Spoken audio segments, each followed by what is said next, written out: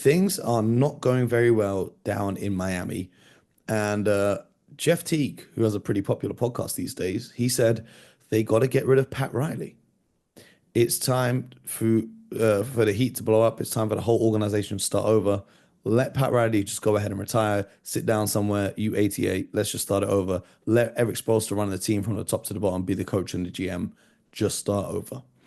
I wanted to get your thoughts on that because, as we say frequently on the show, Pat Riley is one of the best executives in all of sports. Or over the last few years, it hasn't quite felt that way. Respectfully to the great Pat Riley. Do you think it's time for a change in the front office in Miami? Or what do you see as the cure for their troubles? Well, I want to be very clear with, first of all, my respect for Pat Riley. For real.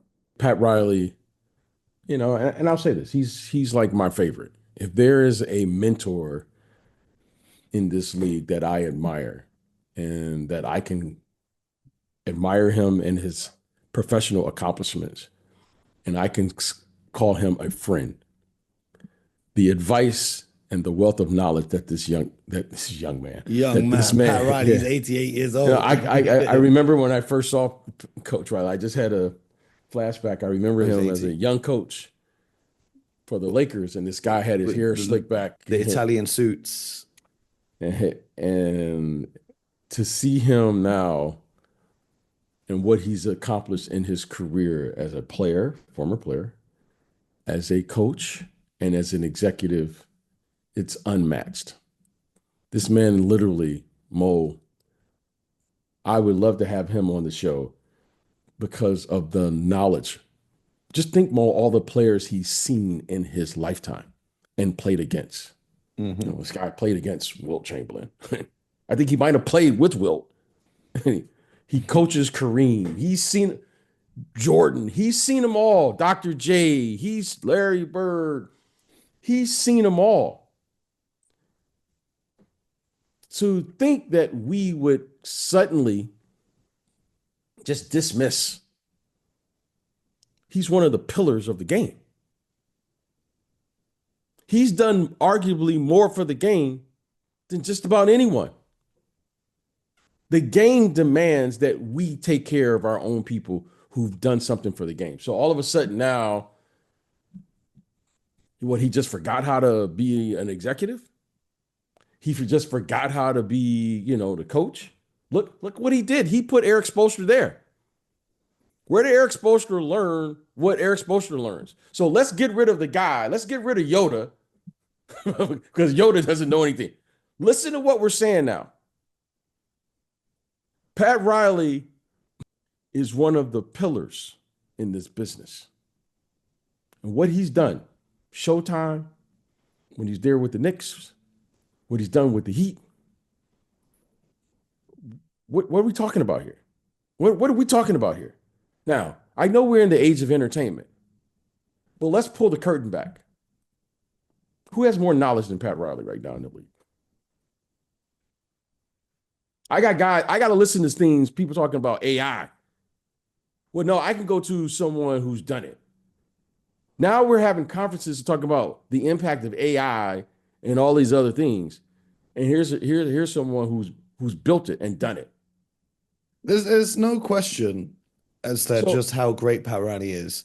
There was a report in 2023 that Pat Riley fell asleep during the trade deadline and he couldn't approve the trade that would have sent Kyle Lowry to the LA Clippers. There are some things, as you say, Father Time is undefeated. Pat Riley is 80 years old. It's not a question of his knowledge and what he can do. It's a question of being an executive is a very demanding job. But listen what you said. There were reports. There's a lot of reports that come through. And I can verify there are a lot of reports that I know aren't true.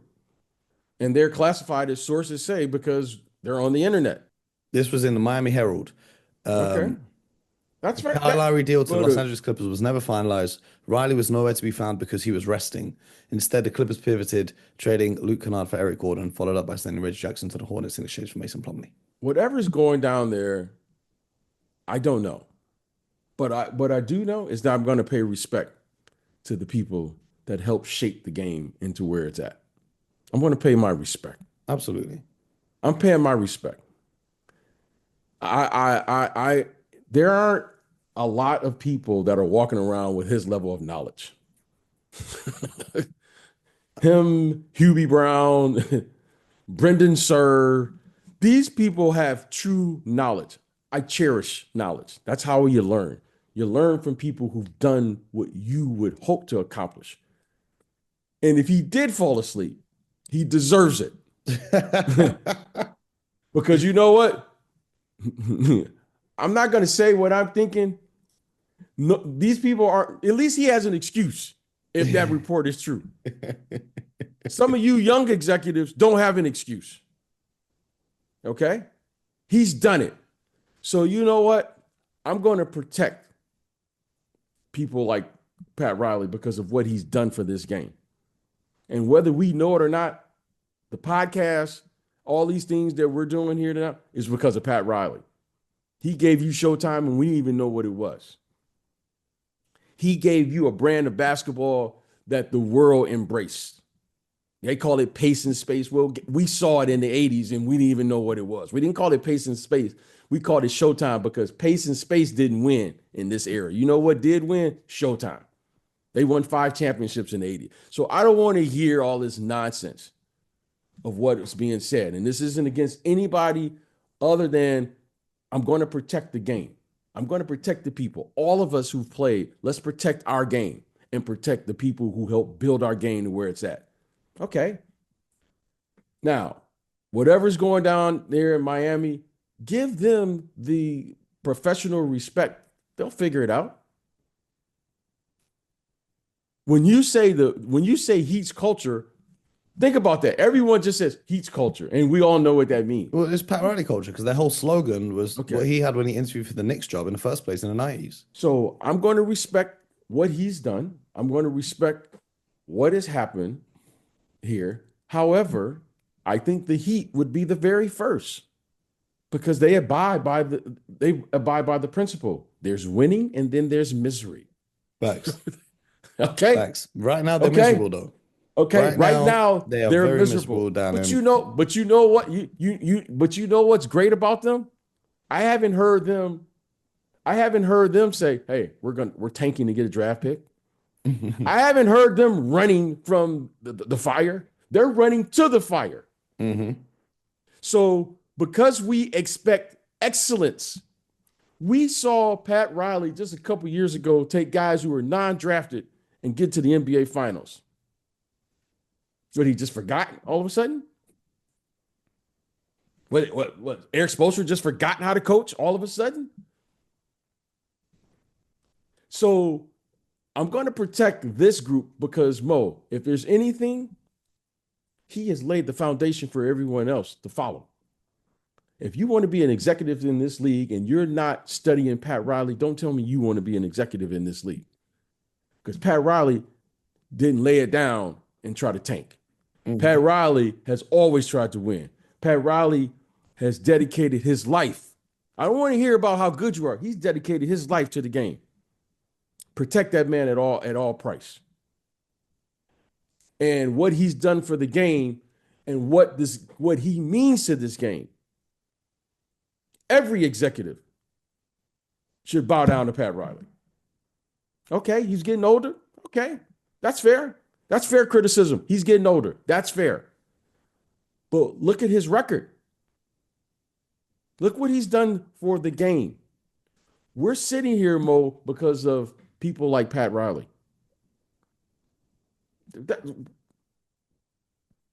He ushered in the entertainment aspect of the game. Here we are. This is a form of entertainment. Pat Riley did it. So now all of a sudden, well, let's kick him. No. This is one of us. This is one of us. You know, when young Buck, y'all call him Magic Johnson, was coming down doing his thing, passing it to Byron Scott, James Worthy. What's Pat Riley? I played against those Knicks teams when he ushered in, hey, you know, Lonzo Mourning, Shaq, Dwayne Wade. He brought Jimmy Butler there. He did something, right? He brought him there. Mm-hmm. Mm-hmm. Got LeBron and Bosh. you can only criticize him if you have a career like him. No one can. How many people can actually get up here and criticize him? He is the elite of the elite. Okay, he was an elite coach, one of the greatest coaches of all time. Red Auerbach included. Pat Riley is up there on Mount Rushmore. As an executive, he's up there with the greatest of all time. I'm not going to allow people to take shots at the greats. Fair criticism. We don't agree with his latest decision. Name me an executive who hasn't had a decision where you say, well, maybe I didn't get that one right. You haven't been an executive. I tell you this, and I joke with you all the time. You haven't drafted unless you've gotten it wrong. Fair criticism, this trait. But Pat Riley's career and what he's done for the game, hold on. We're all benefiting from that. Who is on your Mount Rushmore of executives? You got 4 spots. You got to go through the eras now. Remember, in the early parts of the NBA, it was a different time, different world. Let's be honest. I mean, Let's Pat be Riley, honest. Red Auerbach, they got to be there. You can have, but it's a different time. Okay, those were different times. All right, they had different things they had to address. So I'm not going to apply what it's like to draft now to what it was like to draft then because of the social climate that was going on in the world. Valid. Okay, let's. I'm old enough to understand. I was pre-internet. Okay, I lived it. I'm going to give Red Auerbach credit for what he was able to do and what he was able to bring. You have to give him credit, right? You got to give Pat Riley credit for what he was able to do. You have to give Jerry West credit. Okay? You have to give these people credit for what they were able to accomplish. But there were others. That's a tough. I don't know, Mo, because of the. Remember, they didn't have the tools and the resources that you have today. Mm-hmm. I appreciate what those executives had to go through in the 60s and the 70s. It was a different climate. It was different, Mo. The players, what they had to go through. Yeah, that's why when you start saying who's the GOAT, well, Mo, like they had to go through things we can't imagine. Not on the court, talking about off the court. Yeah. That's why I'm always respectful to the game. And I think it's valid for us to, we have to appreciate the eras and the things that you're going on in the world. So is there a Mount Rushmore? Mo, I don't know if there's a Mount Rushmore. And the reason being is because, Mo, I always try to capture the moment, right? Remember, Mo, imagine you and I being in the league as an executive, and all of a sudden there's a merger that happened between the ABA and the NBA. And suddenly you had an expansion and all those things. So, Mo, these are things that I think about that I know aren't popular, but I know this is what happened. So imagine all of a sudden the league merges and suddenly Dr. J and all of these guys come into the league and you're like, wait a minute. And they're going to change the game suddenly. And now all of a sudden the game looks different. You had to draft at one point, Mo. You had to draft in your territory. So you benefited from a player that was your team West. You say, so I don't know if there's really a Mount Rushmore, but what I do know, Mo, is that in the modern era, Pat Riley deserves our respect. He deserves our respect. And just like I respect every player, not some, every player that has an opportunity to play in the NBA, because, Mo, there's only 5,000 or 6,000 people in the world that can claim that they played in the NBA. I respect that. Like, some of them are better than others, but any player that has an opportunity to play, and we have to respect our game and respect the people that and I can say this because I know Pat Riley. Pat Riley respects and loves this game, and he's dedicated his life to it. And that's an honorable thing. If you ever meet one person, let alone, I've been fortunate enough, I've met a number of people who've dedicated their life to this. This isn't just a job for them. He dedicated his entire life. We have to respect that. And when you see somebody in whatever field, honor that, because you're not going to see it often. You're not going to see that often. So, hey, whatever's going on down there, whenever I see him, wherever I see him, I pay respect. Necessary. When I see Hubie Brown, I pay respect. Mm-hmm. When I see Spencer Haywood and Kareem Abdul-Jabbar, if Kareem Abdul-Jabbar walked in my office right now, I would say, Mo, hold on, let me pay the proper respect. That's a fact. When you see these people, Earl Monroe, and pay them respect, because those people, we are all benefiting from that. We all benefited from what they went through. Some of the stories they told me they had to do in the 60s, I question. I don't know if I could have gone through it. Okay? Yeah. So pay the respect to the people. Bob Cousy, pay your respect every single time. Rest in peace. When I saw Mr. Russell, I don't care what I was doing. I might have been in a conversation with anybody, and if Bill Russell walked by in the lobby, let me just go out of my way to pay him that level of respect, because I value what these people have done in your public life. Hey, criticism is fair, but when you see that, okay, right there, Mo, I wish I could turn the camera.